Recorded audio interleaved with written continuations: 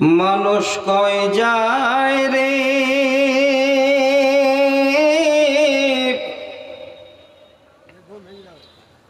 দুনিয়া ছাড়িয়া,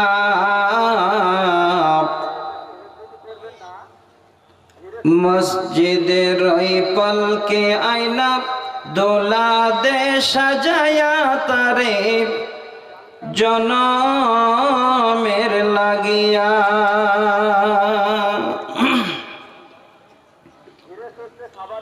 মানুষ কই যায় রে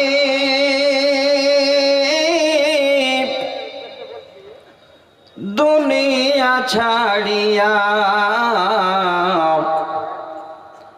মসজিদের ওই পলকে আয়না দোলা দে সাজায়া তারে জনমের লাগিয়া।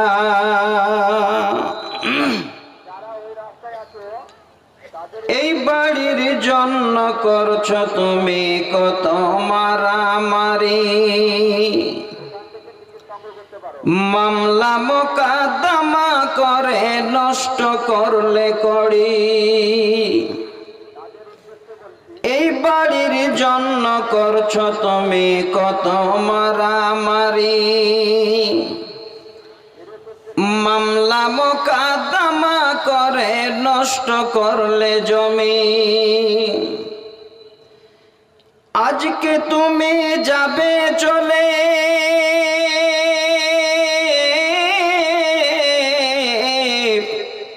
সব কিছু ছাড়িয়া, মসজিদের ওই পলকে আয়না দোলা দে সাজায়া তারে জনমের লাগিয়া। আমি আপনাদের হয়তো এই জায়গাটাতে আজকে নতুন, উত্তর এরিয়াতে আমি এদিক ওদিক আরো এসেছি, আর যেখানেই যতটুকু আমি আলোচনা করি একটা বিষয়ের উপরে, টপিকের উপরে, মাজমুনের উপরে আলোচনা করি, আমাকে নিজেই আলোচনা করতেও যেন নিজেকে ভালো লাগে, আর বিষয়ের উপর আলোচনা করলে যিনারা শ্রবণ করবেন ওনাদেরও নিশ্চয়ই ভালো লাগবে। তো আমি যে বিষয়টাকে নিয়ে আজকে আলোচনা করব, এত গুরুত্বপূর্ণ, এত দামি বিষয়, যেই বিষয়গুলো সত্যিতেই আমাদের এই রকমের জালসায় খুব কম আলোচনা হয়। আমি যে বিষয়টাকে নিয়ে আপনাদের সামনে আজকে আলোচনা করব, এই বিষয়টাকে উর্দুতে বলা হয় তারবিয়াতে আওলাদ, আর বাংলায় বলা হয় সন্তান প্রতিপালনে মা বাবার ভূমিকা। কবরস্থানের জালসা তো, কবরে কিভাবে যাবেন, কবরে কি করে আপনাকে ছেলে রেখে আসবে, আপনি ছেলেকে রেখে আসবেন, কবরে যাওয়ার পরে আপনি কিভাবে কবরে থাকবেন, কবরের সঙ্গে সাথে আপনার কি যাবে। যদি বাবারা আজকে এই বিষয়, এই মাজমুনটাকে আপনারা শুনে নিতে পারেন কিছুটা, তাহলে মনের ভিতরে ইনশাল্লাহ একটা ধারণা জাগবে। অবশ্যই আমাদের সন্তানদের বাবা হিসাবে ভূমিকা আমাদের পালন করতেই হবে। তার জন্য আল্লাহর কোরআন থেকে সর্বপ্রথমে সূরা তাহরিম নামে একটি সূরা আছে, সূরার 6 নম্বর আয়াত একটি মাত্র আমি প্রথমে পড়লাম। এবার যে উদ্দেশ্য নিয়ে আজকে জালসার আয়োজন, এই উদ্দেশ্যটা যদি আমরা সত্যিতে একটু মনে রাখি, তার জন্য আল্লাহর কোরআন থেকে সূরা আল বাকারা আয়াত নাম্বার 274 একটি আয়াত পড়েছি। সে আয়াতের ভিতরে আল্লাহ আমাদের 4 ধরনের আল্লাহর রাস্তায় দেওয়ার কোয়ালিটি বলেছেন, এবং 3 প্রকারের উপহার আল্লাহ পাক রব্বুল আলামিন আমাদের দিবেন। তার জন্য একটি আয়াত পড়েছে সূরা আল বাকারা আয়াত নাম্বার 274। সহিহ বুখারী মুসলিমের দুটো হাদিস আমি আপনাদের সামনে উল্লেখ করেছি। দিনী বন্ধু যারা দাঁড়িয়ে আছেন বসে যান, আশা করি ভালো লাগবে। আমি কোরআন হাদিস ছাড়া অন্য কিছু শোনাবো না ইনশাল্লাহ। একটু বসে যাবেন, ভালো লাগবে, এটা আমি কথা দিচ্ছি আপনাদের। প্রথম হাদিসটা পড়েছি আব্দুল্লাহ বিন উমর রাদিয়াল্লাহু তাআলা আনহু, হাদিসের রাবী, হাদিস নাম্বার 893। দ্বিতীয় একটি হাদিস পড়েছি, হাদিসের রাবী হযরতে মুআক্কাল বিন ইয়াসার রাদিয়াল্লাহু তাআলা আনহু, হাদিস নাম্বার 7150। আমি যেইটুকু সময় হয়তো আলোচনা করব, এইভাবেই প্রত্যেকটা হাদিসের দলিল দিয়ে কোরআনের আয়াত আপনাদের সামনে যেন ইদিক উদিক না হয়, যেন আপনারা সহজে বুঝতে পারেন, বের করতে পারেন, এইভাবে প্রত্যেকটাকে রেফারেন্স দিয়ে ইনশাল্লাহ আলোচনা করব। তাহলে আমাদের বিষয়টাকে আরো ভালো করে বুঝে আসবে। এবার যে কোনো লেখক যখন কোনো কিতাব লিখেন, কোনো বই লিখেন, সেই সময় প্রত্যেক কিতাবের প্রথম একটা পৃষ্ঠায়, একটা পাতায় সেই বই সম্বন্ধে কিছুটা ধারণা, ভূমিকা লিখেন। আজকে যেটা আমার টপিক, যেটা আমার বিষয়, এই বিষয়টাকে আপনাদের সামনে আলোচনা করব। আমি আপনাদের সামনে হয়তো আলোচনা করব, তার জন্য 1 মিনিট থেকে 1.5 মিনিট আমি একটা ছোট আপনাদের ভূমিকা বলছি। আমার শিক্ষিত সমাজ, মা বোন উভয় আপনারা আশা করি বুঝতে পারবেন। আমি কথাগুলো ছেড়ে ছেড়ে বলবো বুঝাবার জন্য। পৃথিবীর বুকে যত রকমের সন্তান বাবার ঘরে জন্ম নিয়েছে, সমস্ত সন্তানেরা হলো বাবার জন্য আমানত। কথাটাকে মাথায় রাখবেন। সমস্ত ছেলে মেয়ে হলো বাবার জন্য আমানত। আর এই আমানতের দেখভাল করা, দিয়ানাতদারি করা, এই আমানতকে সুন্দর করে বুঝিয়ে শেষ পর্যন্ত আল্লাহ পাক রব্বুল আলামিনের কাছে নিয়ে যাওয়া, এটা হলো বাবার জন্য ফরজে মনসাবি। প্রত্যেকটা বাবাকে এই আমানত বহন করতে হবে। এবার আপনি বলছেন, মাওলানা আমি তো আমার সন্তানের সমস্ত কিছু বহন করি,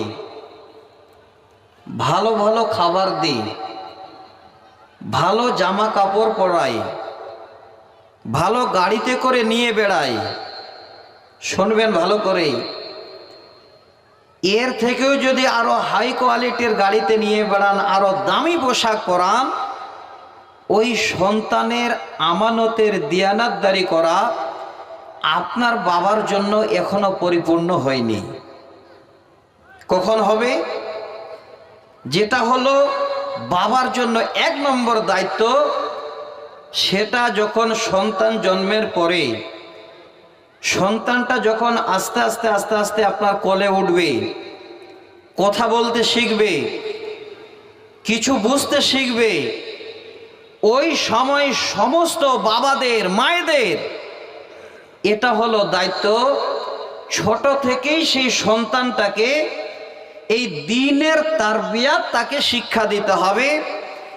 আখলাকবান, চরিত্রবান কি করে তৈরি হবে, সেই আখলাক সম্বন্ধে বাচ্চাদের জ্ঞান দিতে হবে। এটা হলো মা বাবাদের জন্য 1 নম্বর দায়িত্ব বা কর্তব্য। এই সন্তানের প্রতি সমস্ত রকমের ভালো মন্দর সাথে 1 নম্বরে ছোট থেকে আগে ইসলাম সম্বন্ধে, তাওহীদ সম্বন্ধে, আল্লাহ সম্বন্ধে, নবী সম্বন্ধে, এই রকমের পরকাল সম্বন্ধে ছোট থেকেই বাচ্চাটাকে এই দ্বীনের তারবিয়াত দেওয়া হলো বাবার জন্য ফরজে মনসাবি। বাবারা, আজকে আমি এই জন্য আপনাদেরকে নিয়ে আলোচনা করব।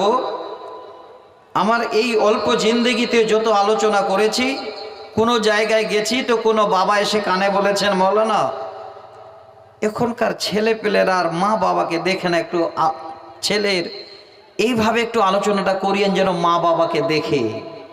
আমি বলবো ওই বাবাদের আজকে আপনাদের সেই ধারণাটা ইনশাল্লাহ মিটে যাবে।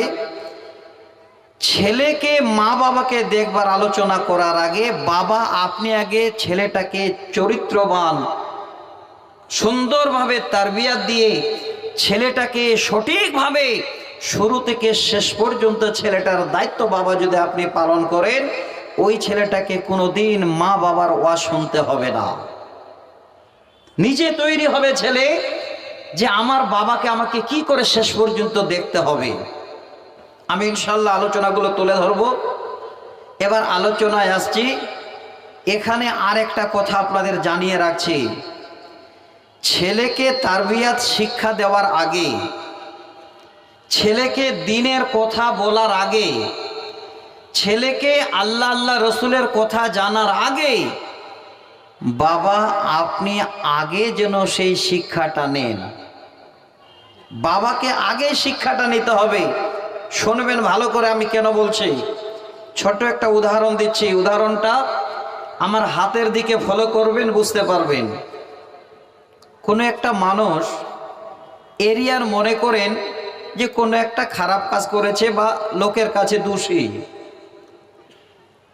ওই লোকটা সামনে দিক দিয়ে যাচ্ছে, দু তিন বন্ধু মিলে বসে আছেন আর তখন এদিক ওদিক করে কথা বলে এইভাবে আঙ্গুল করে দেখাচ্ছেন, যে লোকটার কথা বলছিলাম দেখেছো, ওই যে দেখো যাচ্ছে, হাতটাকে ফলো করেন, এই আঙ্গুলটা দিয়ে ওই লোকটাকে দেখাচ্ছে। বন্ধু তার আগে সতর্ক হন, তিনটা আঙ্গুল কিন্তু আপনার দিকে আপনাকে দেখাচ্ছে। ওকে খারাপ বলার আগে তুমি নিজে সতর্ক হও, এই তিনটি আঙ্গুল তোমাকে দেখাচ্ছে। ওই লোকটা সম্বন্ধে যাকে তুমি ধারণা দিচ্ছ তার থেকে তুমি হয়তো আরো খারাপ, এই তিনটা আঙ্গুল সতর্ক বানিয়ে দিচ্ছে। এই রকমের আর কোনোদিন কাউকে খারাপ নজরে এই আঙ্গুল দিয়ে দেখাইও না। মানে আগে নিজে ঠিক হতে হবে, তাহলে দুনিয়াটা পুরোটাই ঠিক হয়ে যাবে। এই উদাহরণটা কেন দিলাম, এবার কোরআনের আয়াত আমি আপনাদের শোনাচ্ছি। আর পুরো কোরআনের আয়াত যেহেতু আমি পড়েছি, খালি তর্জমাটা করব। আমার দুটো শব্দের উপরে থাকবে আমার বিষয়, আর যতগুলো হাদিস আমি নিয়ে আসবো ইনশাল্লাহ এই শব্দ দুটার সঙ্গে থাকবে মুনাসেবাত, মানে সম্পর্ক, যে বিষয়টার উপরে আমি আলোচনা শুরু করছি। এবার কোরআনের আয়াতটা পড়ছি, খুব ভালো করে একটু মনোযোগ সহকারে শুনলে আশা করি আমরা নিজেরাই বাবারা সচেতন হয়ে যাব। এই কবরস্থান তৈরি করার জন্য আপনারা আগেই তৈরি হবেন, ছেলেরা তৈরি হবে। কবরস্থানে যেতে হবে, কি নিয়ে যেতে হবে, বাবারা নিজেরাই যেন গুচ্ছিত মাল সংগ্রহ করে ফেলবেন। এবার আসেন আমি কোরআনের আয়াতের তর্জমা করছি। আল্লাহ পাক বলেন, বিসমিল্লাহির রহমানির রহিম। ইয়া আইয়ুহাল্লাযীনা আমানু কু আনফুসাকুম ওয়া আহলিকুম নারা। আল্লাহ বলেন, হে আমার বিশ্বাসী বান্দারা, যারা তোমরা আমাকে আল্লাহ বলে বিশ্বাস স্থাপন করেছ, যারা আমার প্রতি তোমরা ঈমান এনেছ, আল্লাহ বলে মেনে নিয়েছ, আল্লাহ সেই আমানো বান্দাদের বলছেন, বান্দারে ও আনফুসাকুম ওয়া আহলিকুম নারা, হে বান্দা আগে তোমরা বাঁচো, তারপরে তোমার আহাল পরিবারকে জাহান্নামের আগুন থেকে বাঁচাও। এখানে আল্লাহ আগে নিজেকে বাঁচতে বললেন। যারা আমরা বাবা, যারা দায়িত্ববান, কথাটা আপনাদের জন্য বলছি, এই শব্দটা আগে আমাদের জন্য আল্লাহ বলেছেন। কু আনফুসাকুম ওয়া আহলিকুম নারা, আগে নিজে বাঁচো, তারপরে তোমার আহাল পরিবারকে জাহান্নামের আগুন থেকে বাঁচাও। এবার আহাল বা পরিবার কাকে বলা হয়? এখনো হয়তো যারা স্কুলে আমরা পড়াশোনা করি, রচনা লিখি, সংক্ষেপে বলি, 4 ছেলে 2 মেয়ে, আপনার বিবি, আপনার বাড়িতে যাদের নিয়ে বসবাস করেন তাদেরকে আমরা একটা পরিবার বলি। একদম সহজে বুঝাবার জন্য বলছি। এবার শোনেন, আল্লাহ পাক এখানে সর্বপ্রথমে বলছেন কু আনফুসাকুম ওয়া আহলিকুম নারা। ওরে বান্দা, তুমি আগে নিজে বাঁচো, তারপরে তোমার সন্তান সন্ততিদেরকে তুমি জাহান্নামের আগুন থেকে বাঁচাও। আল্লাহ এত সুন্দর করে বিশ্বাসীদের ভালোবাসেন, যারা ঈমান এনেছে আল্লাহর প্রতি তাদেরকে বাঁচাবার জন্য সুন্দর করে যেন নিজেও বাঁচে, পরিবার পরিজন ছেলে মেয়েদেরকে জাহান্নামের আগুন থেকে বাঁচান। আল্লাহ এই জন্যে এই শব্দটা এখানে সুন্দর করে জানিয়ে দিলেন। পরে আবার তাকিদ করছেন কি? আল্লাহ বলেন, বান্দারে ওয়াকুদুহান নাস ওয়াল হিজারাত। আল্লাহ বলেন, বান্দা, যে জাহান্নাম থেকে তোমাদের বাঁচতে বললাম, তোমার আহাল পরিবারকে বাঁচাতে বললাম, সেই জাহান্নামের ইন্ধন, সেই জাহান্নামের লকড়ি, সেই জাহান্নামের জ্বালানি আমি করব পৃথিবীর বুকে এই সমস্ত মানুষ এবং পাথর দ্বারা। তাহলে এখানে আল্লাহ আবার যেন আমাদের ইঙ্গিত করে দিলেন, ওরে বান্দা, আমার জাহান্নামের ইন্ধন হবে মানুষ এবং পাথর। 2 বার ইঙ্গিত হয়ে গেল। আল্লাহ প্রথমে বাঁচতে বললেন, পরিবারকে বাঁচাতে বললেন, তারপরে বলছেন এই মানুষ আর পাথর দিয়ে আমার জাহান্নামের জ্বালানি হবে, জাহান্নামের ইন্ধন হবে এই মানুষ আর পাথর দ্বারা। আল্লাহ তারপরে কি বলছেন? ওরে বান্দার একবার শুনে রাখো, আলাইহা মালাইকাতুন গিলাদুন শিদাদুন লা ইয়াসুনাল্লাহা মা আমারাহুম। আল্লাহ বলেন, বান্দা, আমার জাহান্নামটাকে আমি দেখভালের জন্য এই রকমের কিছু ফেরেশতাকে নিযুক্ত করেছি, যে ফেরেশতাগুলো এতই কঠিন মেজাজের, এতই তারা নিষ্ঠুর, সেই কঠিন মেজাজের আমি ওই ফেরেশতাদের আমার জাহান্নাম দেখার দায়িত্ব দিয়েছি। তারপরেও তারা লা ইয়াসুনাল্লাহা মা আমারাহুম, আমি যা করতে বলি তাই করে, আমার কথার কোনো অমান্য করে না। ওয়া ইয়াফআলুনা মা ইউমারুন, আমি যা বলি তারা তাহাই করে। এখানে এই আয়াতের তরজমার ভিতরে জানতে পারা গেল, আল্লাহ পাক এই আমানু শব্দটা দেওয়ার পরে বলছেন, বান্দা, আগে তোমরা নিজে বাঁচো, তারপরে তোমার আহাল পরিবারকে জাহান্নামের আগুন থেকে বাঁচাও। আহাল পরিবার, ছেলে মেয়েদের নিয়ে আমাদের দায়িত্ব কত বড়, এই দায়িত্বটাকে আপনাদের একটু বুঝিয়ে দিচ্ছি। এমন সময় আসবে যে বাবারা এখানে বসে আছেন, এই বাবারা হয়তো চিন্তা করবেন, আল্লাহ, জীবন বেঁচে থাকতে কোনোদিন আর এই ভুলটা আমি করব না, যেটা আমরা করি। সহিহ বুখারী মুসলিমের একটা হাদিস পড়েছিলাম, সবে মাত্র হাদিসের শুরু এতটুকুন একটু অংশ। হাদিসের রাবি হযরত আব্দুল্লাহ ইবনে উমর রাদিয়াল্লাহু তাআলা আনহু, হাদিস নাম্বার 893। আমি এই জন্যে বলছি, বর্তমান জামানাটা খুব কঠিন। যে কোনো কথা বলবেন, যদি দেখে শুনে ভেবে চিন্তে না বলেন, এখন অনেক ভালো ভালো আলহামদুলিল্লাহ শিক্ষিত আমার ভাই, আমার বন্ধু বেরিয়ে গেছেন, যারা কথাগুলোকে মূল্যায়ন করতে শিখেছেন। আমি এই জন্য আপনাদের হাদিস নাম্বার, হাদিসের ইবারতগুলো তুলে দিচ্ছি। যদি মোবাইলে আপনি সার্চ দেন, প্রত্যেকটা শব্দ যদি লিখতে না পারেন, এতটুকু লিখলো হাদিসটা বেরিয়ে আসবে। যে ভাষায় পছন্দ করেন সেই ভাষায় আপনাকে দেখিয়ে দেবে। এই হাদিসটাকে আপনাদের সামনে নিয়ে আসছি। বাবারা, আজকে জালসা দিয়েছেন, আমাকে সব থেকে একটা জিনিস ভালো লেগেছে, আল্লাহ যেন জায়গাটাকে কবুল করেন, পড়ুন আল্লাহুম্মা আমিন। কেন বললাম? বিভিন্ন জায়গায় ছোট ছোট কাগজের পাতায় লিখেছেন কোন রকমের অস্থায়ী দোকান স্থায়ী দোকান বসা চলবে না, লেখা নাই ভাই? কত ভালো লেগেছে। রাস্তাঘাটে কোনো মেলা নেই। বাবারা, কিয়ামতের দিন আল্লাহর কাছে জবাব দিতে পারবেন। যদি মেলা বসাতেন আর এই যুবতী ছেলে মেয়েরা ঘুরতো বাজারে আর গুনাহ করতো, যে বাবারা বসে কোরআন শুনছেন ওই বাবাদের আল্লাহ এইভাবে করে পাকড়াও করে ধরতেন আর বলতেন ওই ছেলে মেয়েদের জন্য তুমি জবাব দাও। সহিহ বুখারী মুসলিমের হাদিস। আমি এই হাদিসটাকে আগে তুলে দিই আপনাদের কাছে। নবীজি কি বলছেন? নবীজি বলেন, কুল্লুকুম রাইন ওয়া কুল্লুকুম মাসউলুন আন রাইয়াতিহি।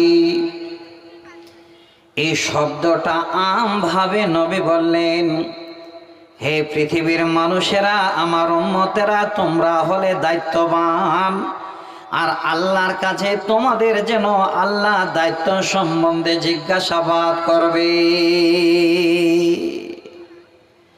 আমভাবে বলা হলো, কারা দায়িত্ব বহন করবে, কে দায়িত্ব বহন করবে, শব্দের দ্বারাই বুঝতে পারা গেল না। এবার হাদিসের পর পর তিনটে এবারত আবার শোনাই। যারা এখানে বসে আছেন আমার সামনে বাবারা, সাবধান হয়ে যান। যারা পর্দার আড়ালে মা বসে আছেন আপনারাও সাবধান হয়ে যান।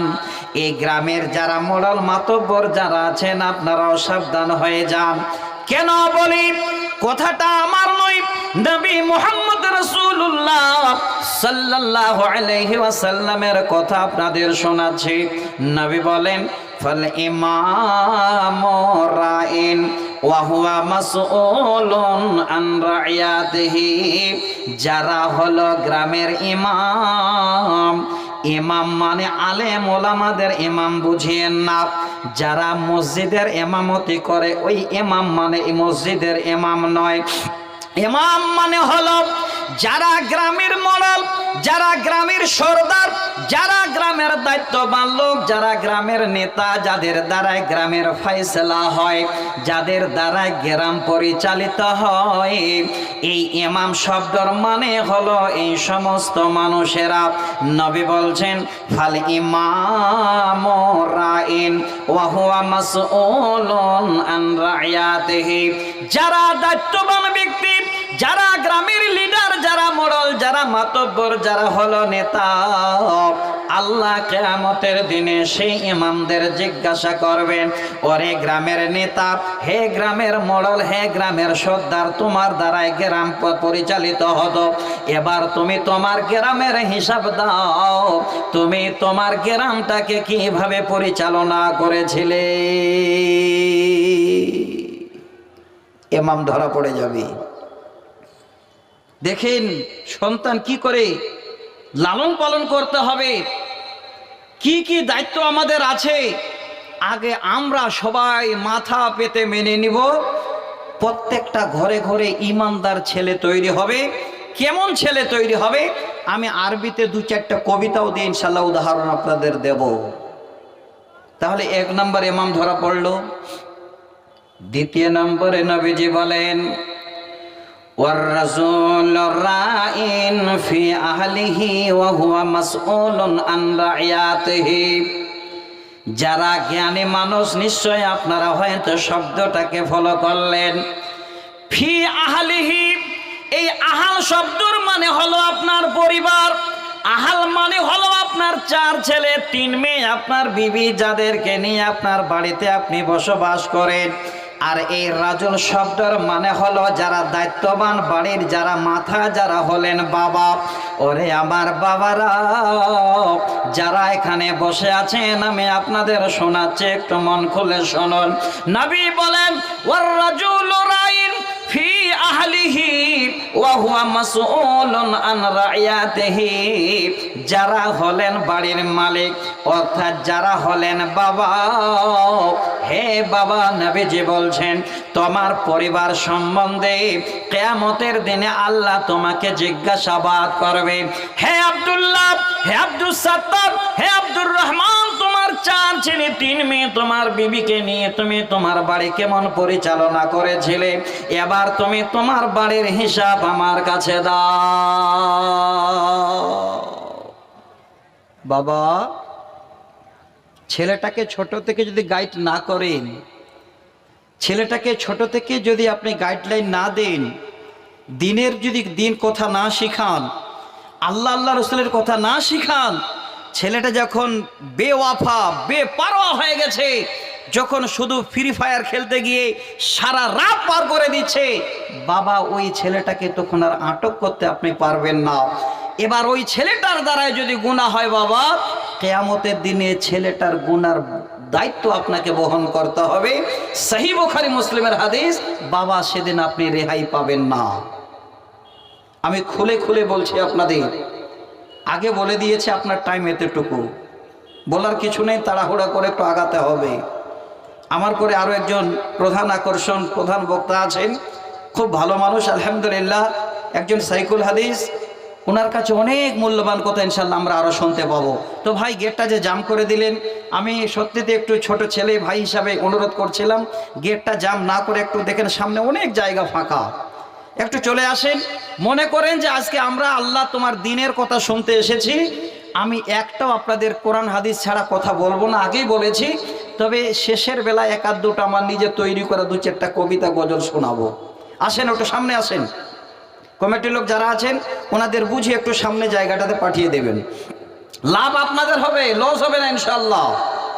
এবার কথাটা কি বললাম, বাবাকে কিয়ামতের দিন আল্লাহ জিজ্ঞাসা করবেন তোমার পরিবার, ছেলে মেয়ে, তোমার বাড়ি ঘর, বিবিকে নিয়ে কিভাবে চলেছিলে, তোমার বাড়ির সম্বন্ধে আমার কাছে এবার জবাব দাও।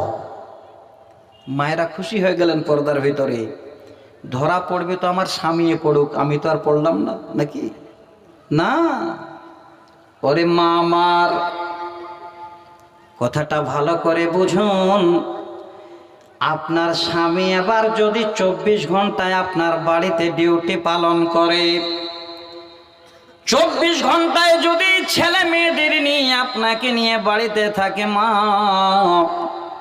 আপনার ভালো শাড়ি বছরে যেন জুটবে না, আপনার সন্তানের খাবার জুটবে না, আপনার ভালো ঘরে শোয়ার মতো যেন আর সুযোগ হবে না। এবার ভালো করে শোনেন, পুরুষ মানুষ মানে সকাল যখন হয়ে যায় তখন রুজি রুটির জন্য বেরিয়ে যায়, ছেলে মেয়েদের কি করে সুখের খাবার দেওয়া যায়, কি করে 2টো ভালো পোশাক পরা যায়, কি করে 2 টাকা ইনকাম হয়। সকাল যখন হয় দেখবেন আপনাদের নদিয়া ডিস্ট্রিক্টে কেউ সাইকেল নিয়ে, কেউ পাইছা নিয়ে, কেউ কোদাল নিয়ে বা আপন আপন কাজে চলে যায়, কেউ চলে যায় রাজমিস্ত্রির জোগাড়ি দিতে। হ্যাঁ মা, হ্যাঁ বোন আমার, আপনাদের বলছে মা রে, আপনার স্বামী যখনই বাড়ি থেকে আপনাকে রেখে, আপনার ছেলে মেয়ে রেখে বেরিয়ে গেলে, যতক্ষণ পর্যন্ত আপনার স্বামী বাড়িতে না ফিরবে, ওই সময়টা মা হলেন আপনি বাড়ির মালিক। ওইটুকু সময় আল্লাহ জিজ্ঞাসা করবেন আপনাকে, কি বলবেন? নবীজি বলছেন ওয়াল মারআতু রায়াতুন ফি বাইতি জাওজিহা ওয়া হিয়া মাসউলাতুন আন রায়াতিহা। হে মা, হে বোন, যারা পর্দার আড়ালে আছেন খুব ভালো করে শুনেন, আমি আপনাদের এইটুকু সময় শোনাচ্ছি। আপনার স্বামী সকালে চলে গেল, দুপুর পর্যন্ত আসলো না, ওই টাইমটা মা আপনার স্বামীর বাড়ির যেন এবার দেখভাল করার মালিক হলেন আপনি, আপনার ছেলে মেয়ের দেখার মালিক আপনি, আপনি হলেন আপনার স্বামীর আমানত বিবি, এটাও যেন বড় একটা আমানত হলেন আপনি। এবার আপনার স্বামী বাড়ি নাই, সকালে গেছে সন্ধ্যায় ফিরবে, এবার সকাল থেকে সন্ধ্যা পর্যন্ত মা, এটা আপনার দায়িত্ব। কিয়ামতের দিনে আল্লাহ ওই বাড়ির সমস্ত মায়েদের বোনদের দায়িত্ববানদের জিজ্ঞাসা করবেন, বান্দিরে যখন তোমার স্বামী ঘরে ছিল না ওই টাইমে যেন তুমি ছিলে মালিক, এবার তোমার স্বামীর ঘরকে কিভাবে দেখভাল করেছো, ছেলে মেয়েদের কিভাবে দেখভাল করেছো, নিজে তুমি স্বামীর ঘরে কিভাবে থেকেছো, এবার তুমি তাড়াতাড়ি করে তোমার ঘর স্বামীর ঘরের আমার হিসাব দাও। মায়েরাও ধরা পড়ে যাবে, উপায় নেই। এবার গ্রামের মোড়ল, এটা পয়েন্ট আমার নয়, এই দুটো হলো পয়েন্ট, বাবা আর মা আপনারা আমরা ধরা পড়ে যাব। কার জন্য? পরিবারের জন্য। এবার পরিবারটাকে তাহলে যদি ঠিক করতে হয় তা আগে কাদের ঠিক হতে হবে? মা এবং বাবাকে। খুব ভালো করে পয়েন্টগুলো নেবেন, আমি শুনিয়ে বুঝিয়ে আপনাদের বুঝাতে চাচ্ছি, বলতে চাচ্ছি, যেন আপনারা আজকে শোনার পরে আর এদিক ওদিক মনটাকে না করেন, ঠিক জিনিসটা বুঝতে পারেন। তাহলে কিয়ামতের দিনে মায়েদেরকে আল্লাহ জিজ্ঞাসা করবে স্বামীর ঘর সম্বন্ধে। এবার একটা কথা বলি, মায়েরা তো ভিড় লেগে যেখানেই যায়, যদি ছেলেদের 100x100 প্যান্ডেল করা হয় তো মায়েদের 200x200 প্যান্ডেল করতে হয়। সব জায়গায় তাদের ভিড় বেশি, মানে জালসা শুনে এত ওনারা মানে আমল করেন যে আর বলার কিছু নেই। যাক আর খুলে বলছি না, আপনাদেরকে ইঙ্গিত করছি। মা জননী, তাহলে বাড়িতে আপনি কখন কি করছেন না করছেন এই সম্বন্ধে আল্লাহর কাছে আপনাকে জবাব দিতে হবে। ছোট একটা প্রশ্ন করি, আপনাদের দেশে এই অত্র এরিয়াতে ফেরিয়ালা আসে? ফেরিয়ালা এবার একটু কথা বলুন, আসে? ফেরিয়ালা যখন আসে তখন বাড়ির বিবিরা, বাড়ির স্ত্রীরা সুযোগ নেই যে আব্দুল্লাহর বাবা যেন বাড়িতে না থাকে। সুযোগ এটা নেই, কারণ যদি থাকে তাহলে যেতেও পারবো না, কিছু নিতেও পারবো না। আর না থাকলে দেখবেন হয় টাকা, না হলে ধান, না হলে ভুট্টা, না হলে গম দিয়ে কিছু না কিছু কিনেছেন। মা জননী, হাদিসটা কি একদিন আপনারা শোনেননি?